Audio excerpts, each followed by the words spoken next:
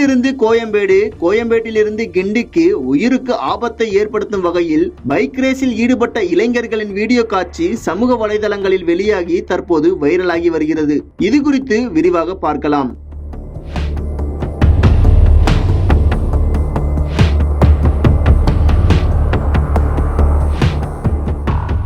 தீபாவளி பண்டிகையொட்டி சென்னையிலிருந்து பெரும்பான்மையான மக்கள் தங்களது சொந்த ஊருக்கு சென்ற நிலையில் சென்னையில் போக்குவரத்து நெரிசல் முற்றிலுமாக குறைந்துள்ளது.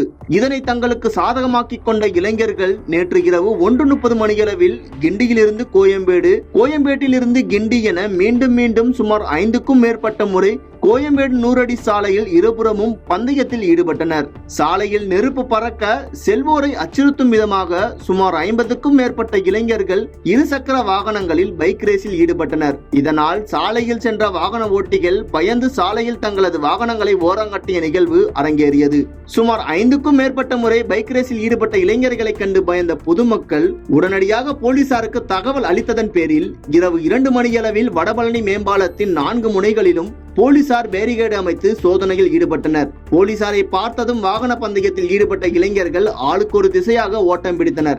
வாகன பந்தயத்தில் ஈடுபட்ட இருசக்கர வாகனத்தில் வந்த 2 இளைஞர்கள் போலீசாரை கண்டதும் வாகனத்தை கீழே போட்டுவிட்டு தப்பிச் செல்ல முயன்ற போது போலீசார் அவர்களை துரத்தி பிடித்தனர். சிக்கிய 2 இளைஞர்களையும் வடபழனி போலீசார் காவல் நிலையம் அழைத்து சென்று விசாரணையில் ஈடுபட்டு வருகின்றனர்.